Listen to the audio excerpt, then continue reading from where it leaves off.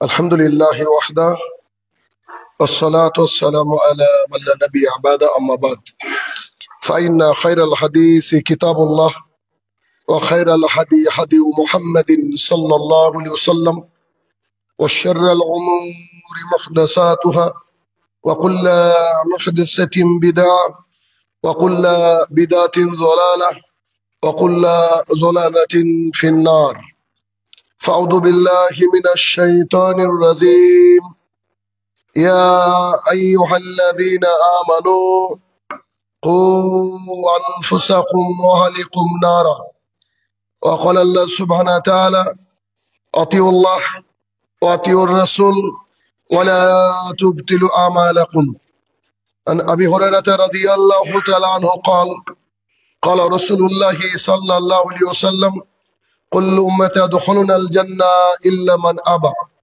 قيل يا رسول الله من أبى قال من أطاعني دخل الجنة ومن أساءني فقد أبى عن عائشة رضي الله تعالى عنها قالت قال رسول الله صلى الله عليه وسلم من عمل عملا ليس عليه أمرنا فهو رد সম্মানিত উপস্থিতি, সর্বপ্রথম আল্লাহ সুবহানাহু ওয়া তাআলার বারগাহে শুকরিয়া জ্ঞাপন করব যে আল্লাহ তাআলা জুমার সালাত আদায় করার লক্ষ্যে মসজিদে প্রেরণ করেছেন, যিনি বিচার দিবসের একক এবং একচ্ছত্র অধিপতি, সেই রব্বুল ইজ্জাতের বারগাহে শুকরিয়া জ্ঞাপনার্থে আমরা বলি আলহামদুলিল্লাহ।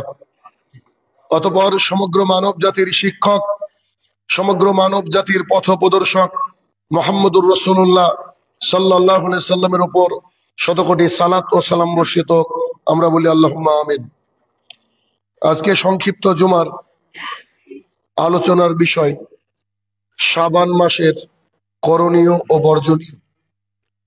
যদিচ আমরা ধারাবাহিক আলোচনা করে আসছিলাম অল্পে তুষ্টি, যেহেতু একজন দাঈল আল্লাহর বৈশিষ্ট্য হচ্ছে চলমান যে বিষয় ইসলামের দিক দিয়ে সমাজকে ক্ষতিগ্রস্ত করে, মানুষ না জানার ফলে অনেক পাপের মধ্যে নিমজ্জিত হয়, সেই বিষয়গুলোকে তুলে ধরা।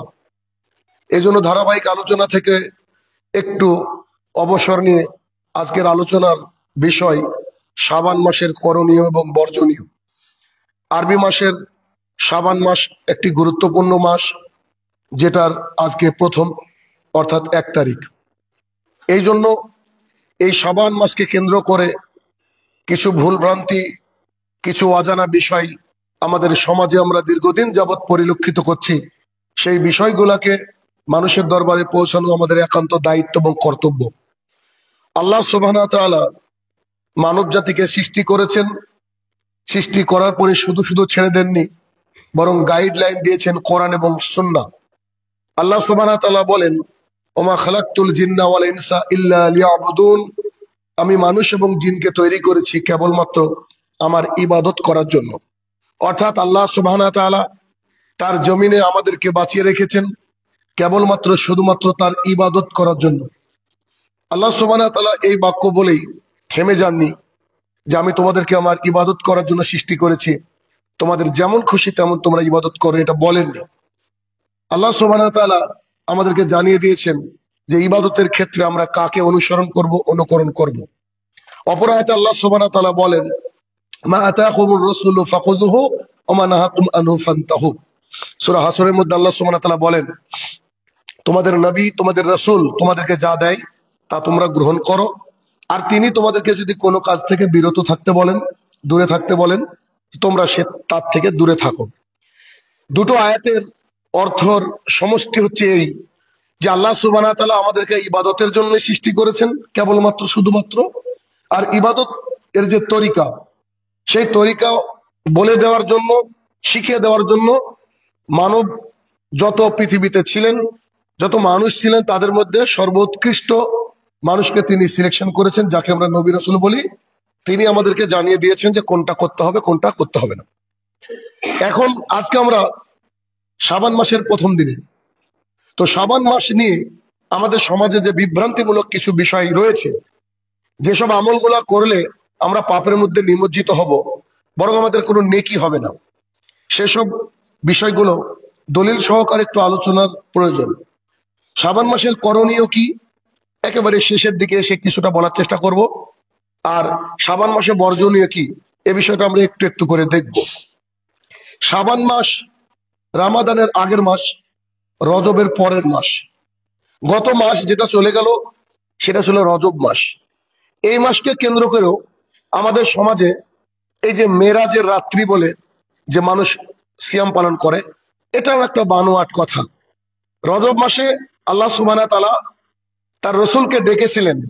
ইসরা এবং মেরাজ হয়েছিল কথা সত্য, তবে রজব মাসের কোন তারিখ হয়েছিল এটা কোনো বিদ্বানগণই জানেন না, কেননা তারিখের সাথে ইসলামের তেমন কোনো বিশেষ সম্পর্ক নাই। এজন্য কোনো বিদ্বানগণ এ বিষয়টা মনে রাখেননি।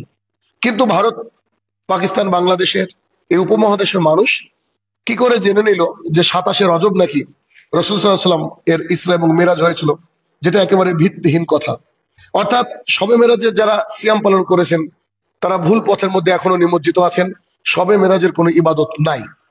এর পরের মাস আমরা যে মাসে দাঁড়িয়ে আছি সেটা হচ্ছে শাবান মাস, রামাদানের পূর্বের মাস। এই শাবান মাসে আমাদের প্রথমে বর্জনীয় গুলো জানবো। বেশ কিছু বর্জনীয় রয়েছে। শাবান মাসকে কেন্দ্র করে খাস করে গ্রাম বাংলার মানুষ, আমাদের এলাকার মানুষ যেগুলা বেশি প্রাধান্য দিয়ে থাকে, তার প্রথম অংশ হচ্ছে যে শাবান মাসের 14 তারিখের দিবাগত রাত্রি, অর্থাৎ 15 তারিখ, যেটাকে বলা হয় শবে বরাত। কেউ কেউ বলে থাকে লাইলাতুল বরাত। তো শবে বরাত এটা হচ্ছে ফার্সি শব্দ, যার মানে হচ্ছে নির্দেশনার রাত্রি। লাইলাতুল বরাত এটা হচ্ছে আরবি শব্দ, যার মানে হচ্ছে যে রাতে ভাগ্য নির্ধারণ করা হয়। মোট কথা শবে বরাত কিংবা লাইলাতুল বরাত এটা মানুষের দেওয়া নাম। এটা রাসূল সাল্লাল্লাহু আলাইহি ওয়াসাল্লাম জানতেন না, তিনি এভাবে মানুষকে বলেননি। তো এই মানুষের দেওয়া নামের অর্থ হচ্ছে যে রাত্রিবেলায় মানুষের ভাগ্য রজনী, যে রাতে মানুষ তার ভাগ্যকে নতুন করে ঢেলে সাজাতে পারে বা আল্লাহর কাছে কামনা করতে পারে। এই এ বিষয়ে আমরা যদি মিশকাত শরীফের 73 নম্বর হাদিস দেখি তাহলে এই নামের কোনো ভিত্তি থাকে না। কেমন? লাইলাতুল বরাত বা শবে বরাতের অর্থ যদি এমন হয় যে যে রাতে মানুষের ভাগ্য লেখা হয়, এ বিষয়ে আমরা দুটো হাদিস উল্লেখ করব যা সহিহ গ্রন্থে আমরা পাই। তার একটা হাদিস হচ্ছে মিশকাত শরীফ 73 নম্বর হাদিস। রাসূলুল্লাহ সাল্লাল্লাহু আলাইহি ওয়াসাল্লাম বলছেন যে পৃথিবী সৃষ্টির 50,000 বছর আগে সবারই ভাগ্য লিখে রাখা হয়েছে। তার মানে শবে বরাত আর টিকলো না। কেন?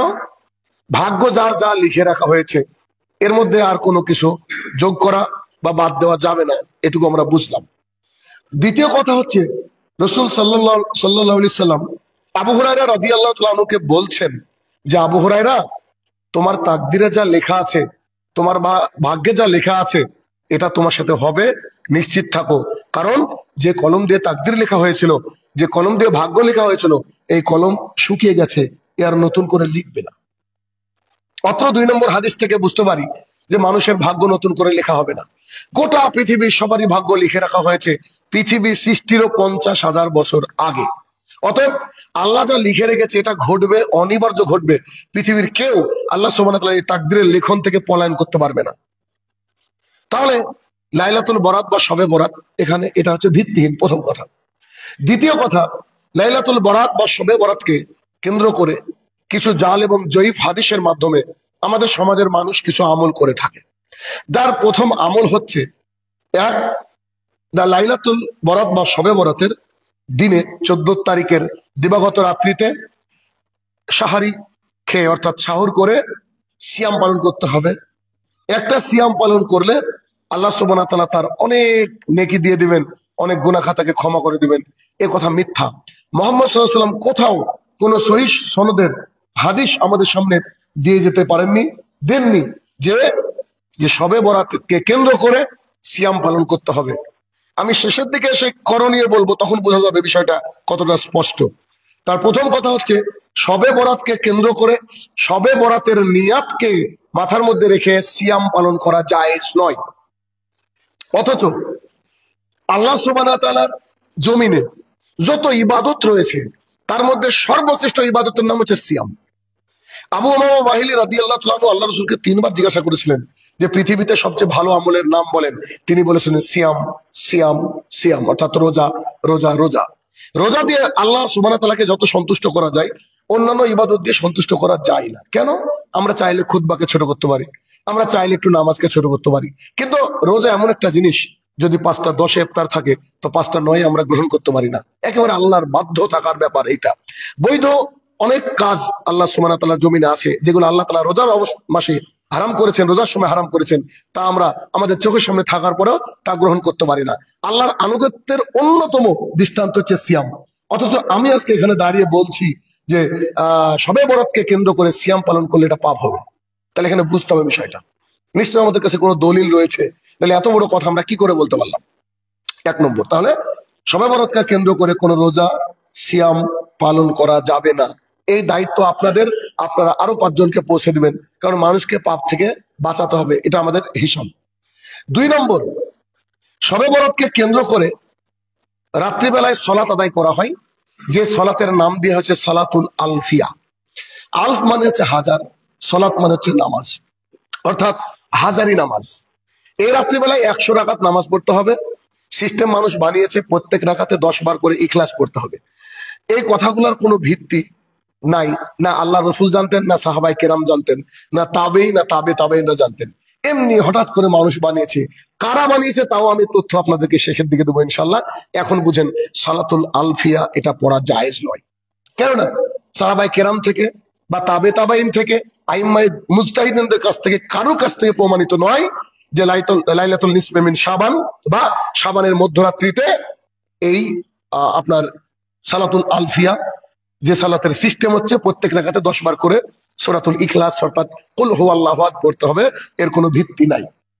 3 নম্বর, আরো একটা নোংরা জিনিস চালু আছে আমাদের সমাজে, তা হচ্ছে এই রাত্রিবেলা গোসল করে গা হাত পা না মুছে সালাত আদায় করলে যত মাথা থেকে পা পর্যন্ত যত ফোঁটা ফোঁটা পানি জমিনে পড়বে, মুসাল্লাই অর্থাৎ জায়নামাজে পড়বে, তার সমস্ত পেছনের গোনা ক্ষমা হয়ে যাবে। নগদ মিথ্যা কথা। এগুলো এমনি কে যে বানিয়েছে আল্লাহ তাআলাই জানে। এভাবে মানুষ বিভ্রান্তি করার জন্য সমাজে বানিয়েছে। তাহলে তো একটা রাতি যথেষ্ট ছিল, এত আমাদের 5 ওয়াক্ত সালাতের কি দরকার ছিল? যদি এতগুলা পানি আমাদের শরীর থেকে ঝরবে, যারা আমাদের গুনাহ ঝরে যাবে, তো গুনাহ তো থাকার কথা ছিল না। অতএব এটাও মানুষ ভিত্তিহীন ভাবে বানিয়েছে। এরপরে পরের নাম্বার হচ্ছে, যেটা আশ্চর্য এক কথা, এই লাইলাতুল নিসফে মিন শাবান। আচ্ছা, এই শব্দটা আমি ব্যবহার করলাম, এটা হচ্ছে হাদিসের শব্দ। লাইলাতুল নিসফে মিন শাবান এর মানে হচ্ছে নিফস মানে হচ্ছে মিডল, অর্ধেক। আর লাইলাতুল নিসফে মিন শাবান অর্থাৎ শাবানের মধ্যরাত্রি, এটা আল্লাহ রাসূল ব্যবহার করেছেন এই শব্দটা। কেন ব্যবহার করেছেন তা আমরা জানবো ইনশাল্লাহ। তো এই শবে বরাতের রাত্রিকে কেন্দ্র করে মানুষ মনে করে যে এই রাত্রি বেলায় কোরআন নাজিল হয়েছিল, যে বড় বড় কিছু বিদ্বান আলেম মানুষকে বলে দিয়েছে যে এই রাত্রিবেলায় কোরআন নাজিল হয়েছিল। কেন?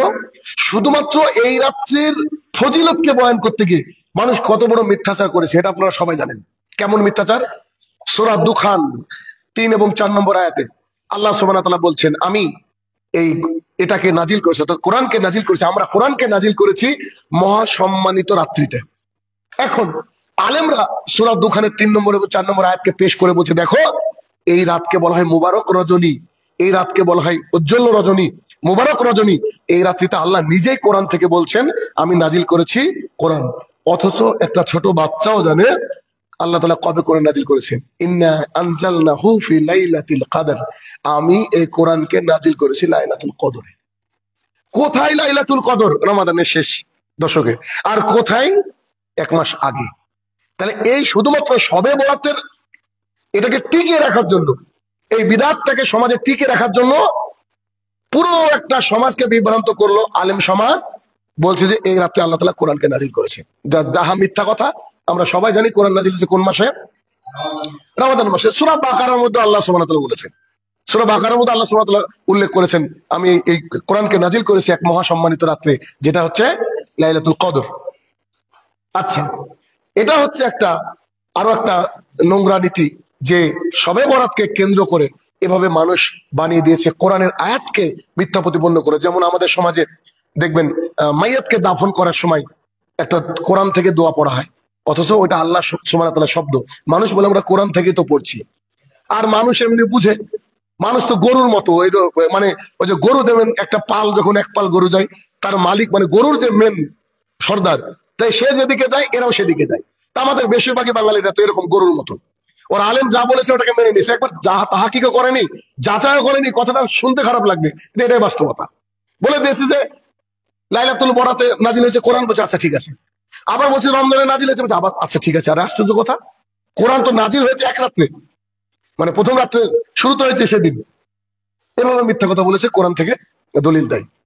আরো একটা সমাজের মধ্যে বিভ্রান্তি ছড়িয়ে আছে যে এই লাইলাতুল কদর, সরি এই লাইলাতুল নিসফে মিন শাবান, শাবানের মধ্যরাত্রিতে আকাশ থেকে তাদেরকে পাঠানো হয় যারা আল্লাহর কাছে ইতিপূর্বে পৌঁছে গিয়েছে। এর মানে অনেক মানুষ মারা যায়, তাদের রুহু, তাদের আত্মাগুলো আকাশ থেকে সেই দিন রাত্রিবেলায় বাড়িতে আসে। এই জন্য অনেক সমাজে, হয়তো আমাদের সমাজে নাই বোধ হয়, অনেক সমাজে বিধবা যারা মহিলা তারা এই রাত্রিবেলায় সেজে বসে থাকে যে আমার স্বামী আসবে আমার সাথে দেখা করতে। নাউজুবিল্লাহ মিন যালিক। মানে আল্লাহ ইল্লিন এবং সিজ্জিনে রেখেছেন যাদেরকে, তাদেরকে নাকি পাঠিয়ে দেওয়া হয় এক রাত্রিতে। এই রাত্রিতে এসে তাদের বাড়ি ঘরে এসে তাদের সাথে রুহুগুলা সাক্ষাৎ করে যায়। এবার এর দলিল আবার কোত্থেকে নিয়েছে দেখেন, কত বড় আশ্চর্য লাগে। এর দলিল আবার নিয়েছে এই যে ইন্না আনজালনাহু ফি লাইলাতুল কদর, সূরা কদরের শেষে থেকে। ও মালাইকাতু ওয়ার রূহ, এই যে রুহু বলছে যে কি, এই রুহুগুলো হচ্ছে ফজর পর্যন্ত থাকে। তারা ব্যাখ্যা করেছে যে এই যে মালাইকাতু ওয়ার রূহ, এই রুহুগুলো কি অবধি থাকে, ফজর পর্যন্ত থাকে। এই জন্য এই রাত্রে বিধবা নারীরা সেজে বসে থাকবে, তার স্বামী আসবে। আচ্ছা মজার বিষয় কি দেখেন, যা না বুঝলে না হয় আর কি, পড়াশোনা না করলে যেটা হয় সেটা হচ্ছে কি, মালাইকা মানে হচ্ছে ফেরেশতা, আর রূহ, আমাদের রূহকে বলা হয় না, আমাদের আত্মাকে বলা হয় না। রূহ হচ্ছে ফেরেশতাদের সর্দার জিবরাইল আলাইহিস সালামের একটা নাম, এই জন্য তাকে রুহুল আমিনও বলা হয়। তাহলে এই রূহটাকে, এটা হচ্ছে জিবরাইল আলাইহিস সালাম। এবার যদি ওই মাসকে আপনি একটু কেন্দ্র করে দেখার চেষ্টা করেন, ওই সূরাকে যদি কেন্দ্র করে দেখার চেষ্টা করেন, তাহলে কি পাচ্ছেন, মালাইকাতি ওয়ার রূহ, আল্লাহ সুবহানাহু ওয়া তাআলা তানাজ্জালু নাজিল করে দেন মালাইকাতি ওয়ার রূহ, ফেরেশতাকে এবং ফেরেশতা সর্দারকে। কতক্ষণ পর্যন্ত, যতক্ষণ না ফজর হচ্ছে। তাহলে এটা কোন দিনের জন্য, এটা হচ্ছে সব সময়ের জন্য। যখন লাইলাতুল কদর আসবে, পৃথিবী যতদিন থাকবে, যতদিন লাইলাতুল কদর রাত আসবে, ততদিন ফেরেশতাও আসবে, সেই সাথে ফেরেশতার সর্দার নাম কি, রূহ বা রুহুল আমিন, সে নেমে আসবে। তারা ততক্ষণ অব্দি জমিনে থাকে। দলিল কোত্থেকে নিয়েছে, অথচ কোরআন থেকে বলছে, কোরআনে আছে। তো কোরআনে তো শুয়োরের নাম আছে, তাহলে ছেলের নাম শুয়োর রাখবে কেউ, খিনজির রাখবে কেউ, রাখবে না। তো ফেরাউনের নাম আছে, ছেলের নাম ফেরাউন রাখে কেউ, রাখে না। তাহলে এইটা একটা অন্যতম আমাদের সমাজের একটা বিভ্রান্তি, যে এই রাত্রিবেলায় বিধবা নারীদের স্বামীরা আসে, তাদের সাথে সাক্ষাৎ করে। আরো একটা বিভ্রান্তি, এই রাত্রিবেলায় বাড়িগুলাকে, কবরস্থান গুলাকে আলোকিত করা হয়, ক্যান্ডেল, মোমবাতি জ্বালানো হয় দেখবেন বাড়িতে। ঠিক সনাতন ধর্মাবলম্বী যারা আছে তারা যেমন ওই যে তাদের মানে মা কালী আগমনে সেই রাত্রিবেলায় যেমন তারা দীপাবলি পালন করে, ঠিক তেমন আমাদের সমাজের মানুষরাও দীপাবলি পালন করে। ওই রাত্রিবেলায় দেখবেন মোমবাতি দেওয়ার হিড়িক পড়ে যায় মসজিদে, কবরগুলাকে আলোকসজ্জ করা হয়। জানি না আপনারা দেখেছেন কিনা, আমি নিজে চোখে বহুবার দেখেছি। বীরভূমের ওইদিকে যখন এই প্রোগ্রামে যাই তখন দেখি যে এই রাত্রিবেলায় সব কবরের কাছে আলো জ্বলছে। কেন? কারণ রুহুগুলা আসবে, তো রুহুগুলা দেখতে পাবে না, এই জন্য আলোকিত করা হয়। মানে চিন্তা করা যায় একবার, রুহু নেমে আসবে, এটা তো একে মিথ্যে কথা। আবার আলোকসজ্জা করা হয় যে তারা বাড়িতে আসবে, রাস্তাঘাট দেখার ব্যাপার আছে। আস্তাগফিরুল্লাহ। চিন্তা করেন, এটা যে আমাদের সমাজে কি আছে, প্রচলিত রয়েছে। আচ্ছা, আরো একটা বিষয় প্রচলিত রয়েছে, সেটা হচ্ছে এই সময়, এই রাত্রিবেলায় হালুয়া রুটি বানানো হয়। তো এই হালুয়া রুটি বানানো হয়, এর প্রেক্ষাপট কি? তারা বলে এই দিন রাসূলুল্লাহ সাল্লাল্লাহু আলাইহি ওয়াসাল্লামের দান্দান মুবারক শহীদ হয়েছিল, অর্থাৎ উহুদের যুদ্ধে রাসূলুল্লাহ সাল্লাল্লাহু আলাইহি ওয়াসাল্লামের দাঁত মুবারক শহীদ হয়ে গিয়েছিল, দাঁত ভেঙে গিয়েছিল। সেই জন্য তিনি কোনো শক্ত খাবার খেতে পাননি সেদিন, তাই তিনি খাবার খেয়েছিলেন কি, হালুয়া রুটি খেয়েছিলেন। তাই আমাদেরকে হালুয়া রুটি খেতে হবে। আচ্ছা, দলিল পরে দেব, একটা যুক্তি দিই। ধরেন আপনি আমাকে ভালোবাসেন। এখন আমি রাস্তায় চলতে চলতে আমার একটা পা ভেঙে গেল। এখন আমার পা ভেঙে গেল, আমার হাঁটতে কষ্ট হচ্ছে। তা আপনি আমাকে ভালোবাসেন, আপনি আমার কষ্ট দেখে আমি যেমন করে হাঁটছি নিংড়ে নিংড়ে, আপনিও হাঁটছেন। এবার আমার ভালো লাগবে না খারাপ লাগবে? একবারে নগদ আপনি আমাকে অপমান করছেন। কেন? পা ভাঙলো আমার, আমি কষ্ট করে হাঁটছি, আর আপনি আমার সামনে আমি যেমন করে হাঁটছি আপনি এমন করে হাঁটছেন। তাহলে এটা লজ্জার বিষয়। তো রাসূলুল্লাহ সাল্লাল্লাহু আলাইহি ওয়াসাল্লাম যদি দাঁত ভেঙেই থাকে, উনি যদি হালুয়া খেয়ে থাকেন, উনি কষ্ট পেয়েছেন তাই খেয়েছেন, 1 মিনিটের জন্য ধরে নিচ্ছি। এখন উনার কষ্টতে আমরাও হালুয়া রুটি খাচ্ছি, এটা কি বেয়াদবি না আল্লাহ রাসূলের সাথে? একটু ভাবতে হবে, দিমাগ লাগাতে হবে। আল্লাহ তাআলা ব্রেন দিয়েছে, আমাদেরকে পশু বানায়নি। 1 নম্বর। দ্বিতীয় নম্বর, এর সাথে রিলেটেড আরো একটা মিথ্যা কথা, কি যে হালুয়া রুটি করতে হবে। আম্মা জান আয়েশা রাদিয়াল্লাহু তাআলা বলছেন, রাসূল সাল্লাল্লাহু আলাইহি ওয়াসাল্লামের পরিবার পরপর 2 দিন জবের রুটি খেয়ে পরিতৃপ্ত হয়েছেন, এমন দিন আমি দেখিনি। বছরের পর বছর একটু পানি আর একটা খেজুর খেয়ে দিন কেটেছে, তারা নাকি হালুয়া রুটি তৈরি করবে। এত বিলাসিতা তাদের ছিল না। এর সাথে আরো রিলেটেড একটা মিথ্যা কথা আছে, কি যে মানুষ যখন হিসাব করে না এমনি কথা বলে। দেখবেন কিছু গ্রাম বাংলারও মানুষ থাকে, এমন কথা বলবে মানে ও স্বাধীনতার যুদ্ধ দেখেছে, অথচ স্বাধীনতা যুদ্ধের 30 বছর পরে জন্ম। এরকম কিছু লোক থাকে, বিনা কারণে মিথ্যা কথা বলে। ঠিক তেমন যারা এটাকে হালুয়া রুটির সিস্টেমটা বানিয়েছে, তারা সবাই মিথ্যুক। কেন? আপনারা বলবেন মিথ্যুক কিনা। দেখেন, ওহুদের যুদ্ধে আল্লাহ রাসূলের দাঁত ভেঙেছিল, সত্য কথা, বাস্তব কথা, যে ওহুদের যুদ্ধে আল্লাহ রাসূলের দাঁত ভেঙেছিল। ওহুদের যুদ্ধ হয়েছিল 3য় হিজরির শাওয়াল মাসের 7 তারিখ শনিবার। তাহলে শাওয়াল মাস কবে? এটা হচ্ছে শাবান, এরপরে রামাদান, রামাদানের পরে শাওয়াল। তার মানে আমি যদি এই মাসের, যেটা আজকে শুরু হয়েছে, এই মাসের 14 তারিখে দাঁত ভাঙা কষ্ট পাই, অথচ আল্লাহ রসুলের দাঁত ভাঙতে বাকি এখনো 2 মাস, মানে 2 মাস আগেই আমাদের দাঁতে ব্যথা যন্ত্রণা শুরু হয়েছে, এই জন্য আমরা হালুয়া রুটি খাই। কত বড় মিথ্যা! মানে যদি গাঁজা খেয়েও লিখতো তাও তো ঠিক লিখতো, গাঁজারও মনে ডেট ফেলছিল। মানুষ কত বড় অসভ্য হলে এ কথা লিখতে পারে যে আল্লাহ রসুলের দাঁত ভাঙেনি, এখনো 2 মাস বাকি, অথচ মানুষ এসে আজকে হালুয়া রুটি খাচ্ছে। মানুষের বিবেক কোথায় গিয়েছে, কোন জায়গায় গিয়েছে? অথচ তাদের সাথে এই বিষয়ে কথা বলেন, আপনাকে বলে ফিতনাবাজ। এতদিন থেকে আমাদের লাইলাতুল বরাত, শবে বরাত চলে যাবে, তুমি এই করলে হবে? দেখেন, রমাজানে স্কুল কলেজ ছুটি দেওয়া হয় না, কিন্তু লাইলাতুল বরাতে স্কুল কলেজ সব ছুটি দেওয়া হয় ঘটা করে। মানুষকে বুঝিয়েছে এভাবে, যেটা একটা মুবারক রজনী। এই রাতের আরো অন্যায় হচ্ছে, এই রাত্রিবেলা বিভিন্ন জায়গায় জলসা জৌলিশ করে, এই রাত্রিবেলা বিভিন্ন সারা রাত্রি বাজি, আতশবাজি ইত্যাদি ফোটায়, ঠিক যেমন করে সনাতন ধর্মের ওই দীপাবলি পালন হয়, আমাদের দেশেও পালন হয়, আমার দেশেও পালন হয়। তো এই যতগুলা আপনাদেরকে শোনালাম, এগুলা আমাদের সমাজে সব প্রচলিত রয়েছে, যার একটাও জায়েজ না, সবগুলো হারাম, একটাও জায়েজ না। তো এইগুলা এখান থেকে কি করে আসলো, কিভাবে আসলো, তার 2টো অংশ আপনাকে উল্লেখ করব। তার একটা অংশ হচ্ছে, আয়েশা রাদিয়াল্লাহু তাআলা আনহা বলেন, রাসূলুল্লাহ সাল্লাল্লাহু আলাইহি ওয়াসাল্লামকে দেখছি একদিন রাত্রিবেলায় নাই। আমি ঘর থেকে বেরিয়ে তার পেছন পেছন, মানে তাকে খুঁজতে লাগলাম। গিয়ে দেখলাম বাকিউল গারকাত। বাকিউল গারকাত কোনটা? যেটা আমাদের সমাজের মানুষ বলে যে জান্নাতুল বাকি।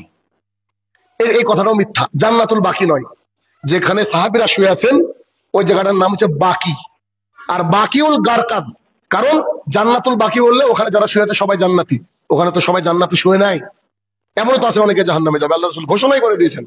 তাহলে জান্নাতুল বাকি বলা হবে না, বাকিউল গারকাত। এটা হচ্ছে আম্মা জান আয়েশার ঘর, এখান থেকে একটু বাড়িয়ে বাম দিকে ওই কবরস্থান, সাহাবীদের কবরস্থান, এটাকে বলা হয় মানে বাকিউল গারকাত বা বাকি কবরস্থান। তো তিনি গিয়ে দেখছেন যে রাসূল সাল্লাল্লাহু আলাইহি ওয়াসাল্লাম হাত তুলে দোয়া করছেন আল্লাহর কাছে। আম্মা জান আয়েশা রাদিয়াল্লাহু তাআলা তার পেছন পেছন গিয়ে বলছে, কি ব্যাপার, আপনি আজকে এই রাতে দোয়া করছেন কেন? তখন রাসূল সাল্লাল্লাহু আলাইহি ওয়াসাল্লাম বলছে, আজকে হচ্ছে এই মানে বাকি, আজকে হচ্ছে লাইলাতুল নিসফি মিন শাবান, শাবানের মধ্যরাত্রি। তুমি এই রাত্রিবেলায় আল্লাহর কাছে দোয়া করবা। কেন? কাল একটা গোত্র আছে, তাদের যে ছাগল আছে, ছাগলের গায়ে যতগুলা পশম আছে, এই পশমগুলা যত আছে অত যদি তোমার পাপ থাকে, আল্লাহ সুবহানাহু ওয়া তাআলা তোমার পাপকে ক্ষমা করে দিবে এই রাত্রিবেলায় তুমি যদি দোয়া করো। পৃথিবীর সমস্ত মুহাদ্দিস বলেছেন হাদিসটা জাল, চলবে না, মিথ্যা। কেন? পেছনে কারণ কি? কারণ হচ্ছে এই হাদিস যিনি বর্ণনা করেছেন, বর্ণনাকারী রাবি যাকে বলা হয়, তার একজন হচ্ছে এই জাল রাবি, মানে জাল হাদিস বর্ণনা করতেন উনি। এই একটা প্রচলিত কথা আমাদের সমাজে প্রচলিত রয়েছে। তাহলে এই বিষয়ে যতটুকু সতর্ক করার আমি সতর্ক করলাম, যে এই বিষয়ে কোনো একটা হাদিসও নাই যে এই রাতের ফজিলত বর্ণনা করা হয়েছে। একটা হাদিস রয়েছে যেটা পরবর্তী অংশ বলবো। এখন এই একটা অংশ গেল, আর দ্বিতীয় অংশ যে যে সালাতুল আলফিয়া, এটা কোথায় শুরু হয়েছিল? এটা অনেক মানে 800 কত হিজরি মেবি, এই সময় ওই যে দেমাস্ক বা বাইতুল মুকাদ্দাস, ওই মসজিদে কিছু বিদাতি আলেমরা কি করেছিল, যে লাইলাতুল ইসলাম মিন শাবান, শাবানের মধ্যরাত্রিতে তারা করলো কি, একটু পেট পূজারে আলেম ছিল, খেতে ভালোবাসতো। আমাদের সমাজে মিলাদ আবিষ্কার করেছে, কিন্তু সমাজ যারা আলেম, কেন অনেকে মানুষ সাথে খেতে একটু পছন্দ করে, তো এই খাওয়ার সিস্টেম করতে করতে মিলাদ শুরু হয়ে গেছে এমনই। তো তারা করলো কি, তারা ভাবলো যে শুধু শুধু বসে আছি, কিছু একটা করার দরকার, কিছু জাল জয়ী হাদিস নিয়ে লোকজনকে ডেকে বসে চলো আমরা নামাজ পড়ি। এবার এইভাবে প্রথম ওইখানে শুরু হয়েছিল 800 হিজরির পর প্রথম শুরু হয়েছিল। এবার সেখানে হওয়ার পরে বলছে সারা রাত্রি নামাজ পড়বো, কিছু না খেলে হয়। এবারে কিছু খাবারের আয়োজন হয়, খাওয়া দাওয়া করতে করতে এটা এতদূর পর্যন্ত সরকার পাড়ায় বসে গেছে। চিন্তা করে, কোথায়? বাইতুল মুকাদ্দাস জেরুজালেম, ওখান থেকে সরকার পাড়ার মানুষ জেনে নিল। অথচ এই দেশে অত দূর থেকে জানলো, অথচ বাড়িতে কোরআন আছে, কোরআনের আয়াত ও বুঝেও না, অর্থ ওনার চেষ্টা করে না। আল্লাহ সুবহানাহু ওয়া তাআলা আমাদেরকে এই নোংরামি থেকে, এই বিদআত থেকে, এই হারাম কাজ থেকে বাঁচার তৌফিক আতা করুক। আল্লাহুম্মা আমিন। আলহামদুলিল্লাহ ওয়াহদাহ ওয়াসসালাতু ওয়াসসালামু আলা মান লা নাবিয়্যা বা'দা, আম্মা বা'দ। এই বিষয়ে একটা হাদিস আছে যেটা আল্লামা নাসিরউদ্দিন আলবানী রহমতুল্লাহ আলাইহি বলেছেন, যে লাইলাতুল কদর বা লাইলাতুল নিসফ মিন শাবান বা শবে বরাত, এটাকে কেন্দ্র করে যতগুলো হাদিস, মানে এই লাইলাতুল বরাতের ব্যাপারে যতগুলো হাদিস হয়েছে, একটা হাদিসও চলবে না, একটা কোন রকম চলবে। হাসান সহি বলেছেন কোন রকম চলবে। সে হাদিসটা কি? এই হাদিসটা আবার অনেক সাহাবী বর্ণনা করেছে, প্রায় 8 জন সাহাবী বর্ণনা করেছে। তার মধ্যে আবু মুহাম্মদ রাদিয়াল্লাহু আনহু বর্ণনা করেছেন, আরো অনেক সাহাবী বর্ণনা করেছেন। তো রাসূলুল্লাহ সাল্লাল্লাহু আলাইহি ওয়াসাল্লাম বলছেন, লাইলাতুল নিসফ মিন শাবানের রাত্রিতে আল্লাহ সুবহানাহু ওয়া তাআলা আকাশ থেকে নজর দেন পৃথিবীর দিকে। নজর দেওয়ার পরে আল্লাহ সুবহানাহু ওয়া তাআলা সবাইকে ক্ষমা করে দেন 2 শ্রেণীর ব্যক্তি ছাড়া। 1 মুশরিক, আর 2 হচ্ছে মুসাহিন। তার মানে লাইলাতুল কদরে মানুষ অটোমেটিকলি ক্ষমা পাবে। যদি লাইলাতুল বরাত অর্থাৎ মানে সবে বরাতে মানুষ অটোমেটিকলি ক্ষমা পাবে যদি এই দুটো বিষয় তার মধ্যে না থাকে। 1, সে যদি মুশরিক না হয়। তার মানে এখন তাবিজ ব্যবহার করা শিরক, তাগা বানা শিরক, বাড়ি বন্ধ করা শিরক, ওই পাথর চাপড়ি যাওয়া শিরক। তো যারা শিরকের সাথে যুক্ত তাদেরকে আল্লাহ তাআলা কি করবে না? ক্ষমা করবে না। মুসাহিন মানে মানুষের সাথে অন্তরে অন্তরে হিংসা, দ্বন্দ্ব, যার অন্তরের মধ্যে হিংসা আছে কোনো বিষয় নেই, তাকে এই রাতে ক্ষমা করা হবে না। বাকি মানুষগুলোকে ক্ষমা করা হবে। আমল কি? কোনো আমল নাই, এমনি এমনি ঘুমিয়ে থাকলেও ক্ষমা করা হবে। আর একটা হাদিস যেটার অপব্যাখ্যা করা হয়, সেটা হচ্ছে আলী ইবনে আবি তালিব রাদিয়াল্লাহু তাআলা আনহু বলেন, রাসূলুল্লাহ সাল্লাল্লাহু আলাইহি ওয়াসাল্লাম বলেছেন যে তোমরা প্রত্যেক রাতে আল্লাহ সুবহানাহু ওয়া তাআলা 1/3 রাতের 1/3 সে সময় আল্লাহ তাআলা 1 নম্বর আসমানে নেমে আসেন এবং বলেন, কে আছো রোগগ্রস্ত আমার কাছে চাও, আমি শেফা দেবো। কেউ আছো অভাবী, আমার কাছে চাও, আমি তোমাদেরকে অভাব মুক্ত করে দেবো। এইটাকে মনে করে অনেকে লাইলাতুল নিসফ মিন শাবানের হাদিস না, এটা হচ্ছে প্রতিদিনের হাদিস। অর্থাৎ এই হাদিস প্রায় 30 জনের উপরে সাহাবী বর্ণনা করেছেন। এখান থেকে প্রমাণিত হয় যে এই রাত্রিবেলা নয় স্পেশাল, এটা কবেকার জন্য? প্রতিদিনের জন্য। তাহাজ্জুদ যারা পড়ে তাদের কথা বলা হয়েছে এখানে। তাহলে এখান থেকে বোঝা গেল যে লাইলাতুল নিসফ মিন শাবান শবে বরাত কেন্দ্রিক একটা হাদিস সহিহ, যেখানে বলা হলো এমনি এমনি মানুষকে ক্ষমা করা হবে। এখন আসি, এটা তো বর্জনীয় গেল, এখন আমাদের করণীয় কি? করণীয় কি? করণীয় কি? হাদিস শুনেন, কারণ আমি বলবো আর আপনারা মেনে নেবেন তা তো না।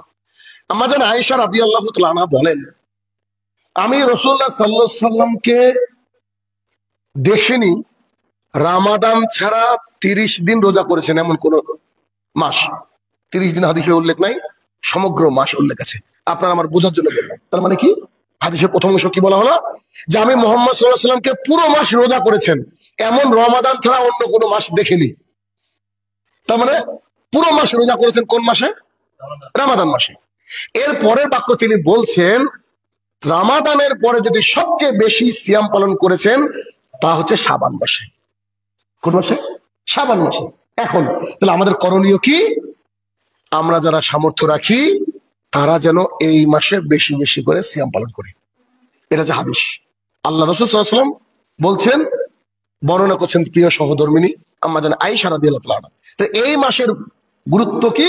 এই মাসের গুরুত্ব হচ্ছে যাতে করে বেশি বেশি সিয়াম পালন করা হয়। একটা হাদিসে আসছে প্রথম 15 দিন সিয়াম পালন করো, পরের ওদিকে সিয়াম পালন করো না। আরেকটা হাদিসে আসছে, মাইমুনা রাদিয়াল্লাহু তাআলা সম্ভবত বলেন যে রাসূল সাল্লাল্লাহু আলাইহি ওয়াসাল্লাম এমন ভাবে রোজা রাখতেন মনে হতো যে রমাদানকে ভিড়িয়ে দিবেন। রমাদানকে মানে এই মাসে শিখে তো রমাদান, মানে রমাদানের সাথে তাল মিলিয়ে রাখবেন, অর্থাৎ মাঝে ফাঁকা দিবেন না। তারপরে দেখতাম একাধারে 10 দিন 12 দিন 15 দিন রোজা করার পর এমন থেমে গেলেন আর রমাদান পর্যন্ত রোজা করেননি। আরেকটা হাদিস গুরুত্বপূর্ণ, রাসূলুল্লাহ সাল্লাল্লাহু আলাইহি ওয়াসাল্লামকে জিজ্ঞাসা করা হলো, আচ্ছা আপনি শাবান মাসে এত বেশি রোজা কেন করেন? কি সুন্দর স্পষ্ট দেখেন কথা, কোনো ঝামেলা নাই, কোনো কিছু নাই, অথচ মানুষ এগুলোকে বোঝার চেষ্টা করে না। যে রাসূলুল্লাহ সাল্লাল্লাহু আলাইহি ওয়াসাল্লামকে জিজ্ঞাসা করা হলো যে আপনি এই মাসে এত এত রোজা কেন করেন? বলেন রমাদান মাসে তো আল্লাহ ফরজ করেছেন, ওটা তো করতে হবে, কিন্তু এই মাসে আপনাকে বেশি বেশি সিয়াম পালন করতে দেখি কেন? এর পেছনে কারণ কি? রাসূল সাল্লাল্লাহু আলাইহি ওয়াসাল্লাম দুইটা কারণ উল্লেখ করলেন। একটা কারণ হচ্ছে তিনি বলছেন এই মাসে আল্লাহ তাআলার কাছে আমাদের বাৎসরিক রিপোর্ট পেশ করা হয়, সারা বছর কি করলাম, এটা হচ্ছে ক্লোজিং এর মাস। সারা বছর কি করলাম, এই মাসে আমাদের রিপোর্টটা আল্লাহর কাছে যায়, যে শাহিনুর রহমান কি করেছে, আব্দুর রহমান কি করেছে, অমুক কি করেছে, এটা যায়। আমি চাই আমার রিপোর্টটা যখন আমার আল্লাহ তাআলা দেখবে, ওই মুহূর্তে আল্লাহ আমার দিকে তাকিয়ে দেখুক আমি রোজা অবস্থায় আছি, আর রোজা অবস্থায় আমাকে দেখলে আল্লাহ খুশি হয়ে যাবে, আমাকে ক্ষমা করবে। এই জন্য এই মাসে আমি তার আনুগত্য পাওয়ার জন্য, রিপোর্ট যাতে করে ভালো করে পেশ করা হয় তার জন্য আমি এই মাসে বেশি বেশি সিয়াম পালন করি। কত সুন্দর, একেবারে স্পষ্ট কথা। তাহলে রাসূল সাল্লাল্লাহু আলাইহি ওয়াসাল্লাম বলছেন এই মাসে বেশি বেশি কি করা হয়, মানে রিপোর্ট পেশ করা হয় এজন্য। আচ্ছা, এরপরে আমাদের মাসগুলো যদি পরপর দেখা হয়, রজব মাস কিন্তু একটা বিখ্যাত মাস, এটাকে হারাম মাস বলা হয়। এই মাসে যুদ্ধ বিগ্রহ বাদ, খুব বিখ্যাত মাস। রজবের পরে আরো একটা বিখ্যাত মাস কি? রমাদান। তো এই রমাদান বিখ্যাত, রজব বিখ্যাত, এবার মাঝে পড়ে গিয়েছে শাবান। শাবান মাসকে কেউ গুরুত্ব দেয় না। কেমন? এখন ধরেন আপনার বাড়িতে ঈদ 30 তারিখে ঈদ, কথা কথা, ঈদের 5 দিন পরে একটা অনেক বড় অনুষ্ঠান, বিশাল বড় অনুষ্ঠান আপনার বাড়িতে। এবার ঈদ একটা বড় খুশির দিন, অনেক বড় অনুষ্ঠান, 5 দিন পরে বড় খুশির দিন, কিন্তু মাঝে একটা ছোট অনুষ্ঠান আছে, এটাকে কেউ গুরুত্বই দেয় না। কেন? মানে ওর মাথা থাকে বড় অনুষ্ঠানের দিকে। ঠিক তেমন রাসূল সাল্লাল্লাহু আলাইহি ওয়াসাল্লাম বলছেন যে রজব মাসটা গুরুত্বপূর্ণ। কেন? এটা হারাম মাস, পবিত্র মাস, আল্লাহ তাআলা পবিত্রতা দিয়েছে এই মাসকে। আর তারপরে যে মাসটা আমরা পাই রমাদান, এটা তো কোরআন নাজিলের মাস, এটা তো বিখ্যাত মাস, কিন্তু মাঝে পড়ে গিয়েছে কে? শাবান। শাবান মাসকে মানুষ গুরুত্ব দেয় না। কেন? দেখেন রাসূল সাল্লাল্লাহু আলাইহি ওয়াসাল্লাম কিন্তু এই মাসে এসেই দোয়া করতেন, রজবের শেষ থেকে দোয়া করতেন, আল্লাহ আমাকে যেন তুমি রমজান পর্যন্ত পৌঁছে দিও, এই দোয়া করতেন।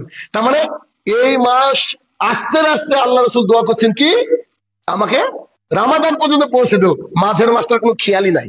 এই জন্য মুহাম্মদ সাল্লাল্লাহু আলাইহি ওয়াসাল্লাম বলছে এই মাসটাকে মানুষ অবহেলা মনে করে। তা আমি ভাবলাম আল্লাহর মাস অবহেলায় কেন যাবে, তাই আমি এই মাসে বেশি বেশি সিয়াম পালন করি। দেখেন দলিল আছে, স্পষ্ট কথা। তাহলে এখানে বলা যেতে পারে যে রজব এই শাবান মাসের করণীয় শুধুমাত্র কেবলমাত্র রোজা, ব্যাস। যে যতটা পারবেন করে নিন। আর যেসব মায়েরা মাসিকের কারণে তাদের সিয়ামটা ভেঙে গিয়েছিল রমাদান মাসে, কিন্তু আজ করব কাল করব করে তোলা হয়নি, তারা যেন অবশ্যই অবশ্যই এই মাসে তাদের সিয়াম গুলাকে পূর্ণ করে নেয়, এই মাসে সিয়াম গুলোকে পূর্ণ করে নেয়। আর কোন কোন আলেমগণ বলছেন এই মাসে আল্লাহ রাসূল বেশি বেশি রোজা রাখতেন এই জন্য যে রমাদান একটা বিশাল বিখ্যাত একটা মাস আসছে, এই মাসের আগে প্র্যাকটিস করার জন্য, ট্রেনিং নেওয়ার জন্য। যেমন অনেকে আছে যে রমাদান মাস আসলে গ্যাসের ওষুধ কিনে, রামাদান মাস আসলে ওর গ্যাস বেড়ে যায়, ওর ওষুধ বেড়ে যায়, এগুলো কিচ্ছু না, সব নাটক।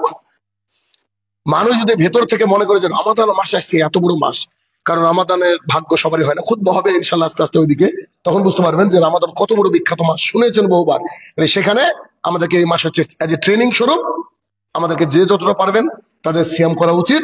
আল্লাহ রসুল বেশি বেশি সিয়াম পালন করেছেন, তাই সিয়াম পালন করা উচিত অন্ততপক্ষে 1 থেকে 15। এবার শুরুর দিকে একটা কথা বলেছিলাম, এই কথাটা এখানে আনলাম, সেটা কি, এই যে 15 তারিখ পর্যন্ত আল্লাহ রসুল সিয়াম পালন করতেন, এটা হাদিস দ্বারা প্রমাণিত। তাই মানুষ মনে করে যে 15 তারিখ হচ্ছে রাত্রিবেলায় যদি আমরা সালাত আদায় করি আর দিনে সিয়াম পালন করি, আল্লাহ আমাদের গুনাহ খাতা ক্ষমা করে দেবে, যেটা মিথ্যা কথা।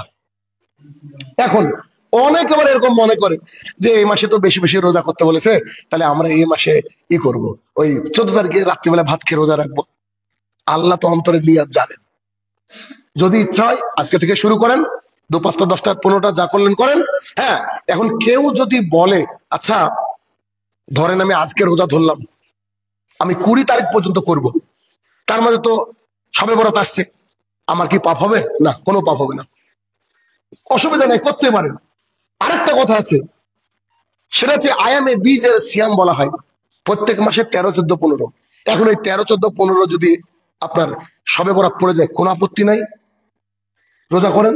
কিন্তু সবে বরাতের নিয়াতে রোজা করলে পাপ হবে, লিখে রাখেন আপনি 100%, কিয়ামতের মাঠে গিয়ে বুঝবেন। সবে বরাতের নিয়াতে কোনো রোজা নাই।